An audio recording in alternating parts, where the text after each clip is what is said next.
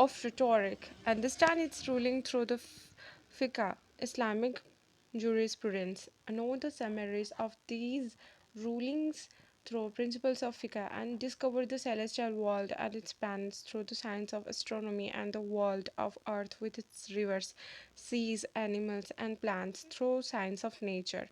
He should travel through the earth and discover its path and landmarks through geographical science. He should thoroughly study stories of the past nations and their events through the science of history, and should endeavor to know facts about health, symptoms of illness, and their cure through the science of medicines. Not only that, he should also seek the knowledge of related science or subsciences. With all this, the Quran is the power that spurs the search of for knowledge. Since all these sciences cannot be regarded as equal, as some are richer and details than others, a scholar should endeavor to have enough knowledge of each in addition to the area in which he specializes. Yaqub al-Kindi and Abu Bakr al-Razi were renowned physicians, yet they also had knowledge of philosophy, astronomy, and musicology. Ibn Sina was a philosopher, physician, jurist, and poet. Al-Farabi, known as a philosopher and musicologist, also had knowledge of medicine. Al-Biruni was a renowned astronomer, yet he had knowledge of philosophy, mathematics, and geography. Abu Hanifa ad-Danuri was an astronomer and a mathematician, yet he had knowledge of botany. Ibn an-Nafis, although famous for being a physician, also had knowledge for fundamentals of faith and hadith. Al-Zamakhshari was a known scholar of tafsir, and he also had knowledge of geography, linguistics, and literature. At Andalusia, Abu as-Salt al-Andalusi was a famous physician and philosopher. He also had knowledge of astronomy and mathematics, and he was a poet and musicologist. Ibn Wajah was a well-known physician. He also had knowledge of philosophy, mathematics, and he excelled in astronomy.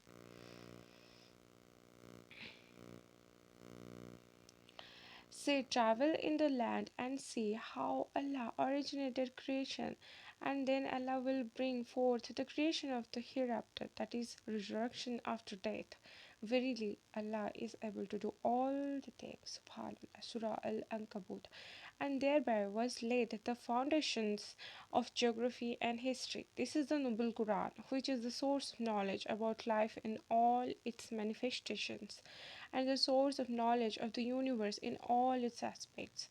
It contains regulatory principles for the lives of individuals and groups. It also includes rules of a sound society in which security and justice prevail, and that is dominated by prosperity and righteousness. Verses of the Quran are clearly explained. The Quran has a miraculously melody that captivates ears and establishes itself in man's conscience and leads to his guidance.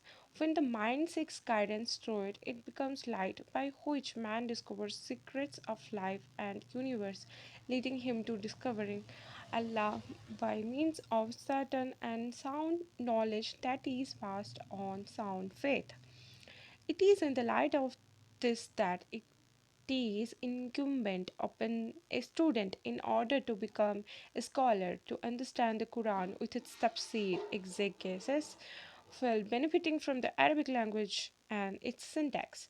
He should endeavor to have accurate understanding of the Quran with the help of he would keep his legs fitted in iron chains until he acquired the requisite knowledge.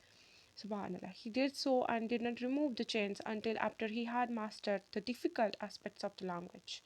Thus, we realize that knowledge, according to the Islamic perspective, is a unit that encompasses all kinds of sciences, and the Noble Quran is the source from which every seeker of knowledge derives benefit. Subhanallah. Here it would be important to mention the observation of two Muslim astronomers who were in the courtyard of a mosque reading the book Majesty, authored by the Greek scholar Bathymus on what was then known as astronomy. Some of the religious scholars passed by them and asked about what they were reading, and their response was, "We are reading it in order to understand the meaning of the verses. Do they not look at the camels, how they are created, and at the heaven, how it is raised, and at the mountains, how they are rooted and fixed firmly, and at the earth, how it is outspread?" Subhanallah. Surah Al Ghasiyah. Poetry and musicology. Though Ibn Tufail was known as a philosopher, he was also an astronomer and a physician. As for Ibn Rushd al-Hafid, he was renowned for his erudition in fiqh, jurisprudence, medicine, and philosophy. Likewise, Ibn Mada al-Kuturbi was well versed in medicine, mathematics, fiqh, and jurisprudence. Ibn Layun at-Tujibi was a famous physician, and he was also well versed in philosophy, poetry, and Islamic law of inheritance. Ibn Zahir al-Hafida was a renowned physician, yet he had knowledge of poetry. Ibn al-Rumayya was a famous botanist, yet he was a scholar of hadith.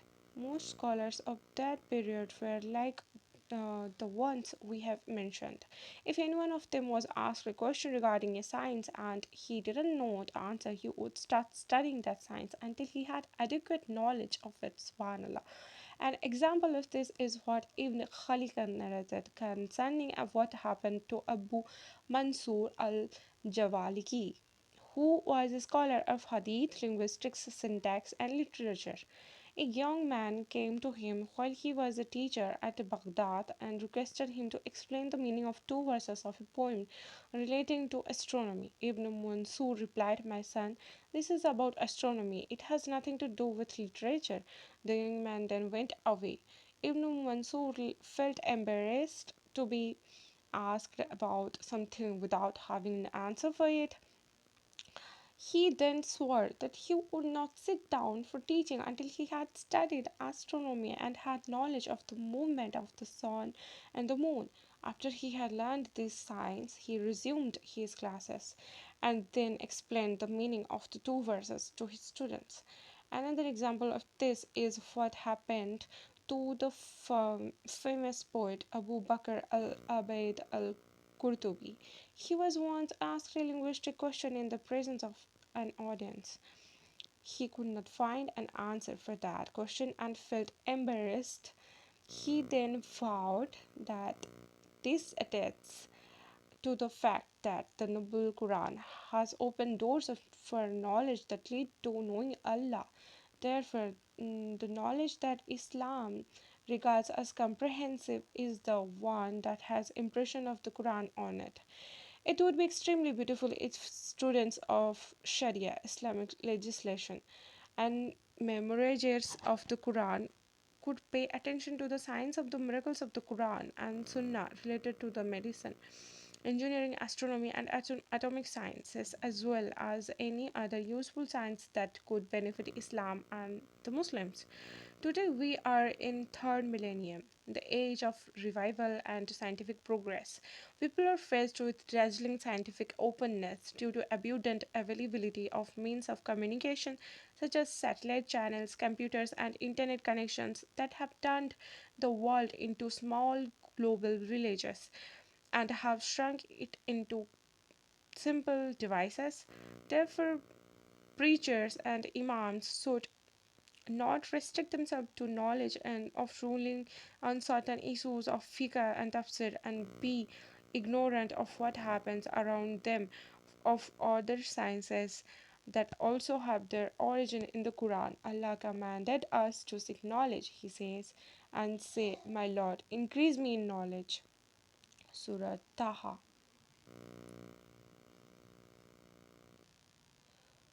وَقُلْ رَبِّ زِدْنِي ilma. We also ask Allah to include us, our offspring, and our brethren among scholars who put their knowledge into practice and who sincerely call unto His way. He is the excellent protector and the excellent helper. Allahumma amin.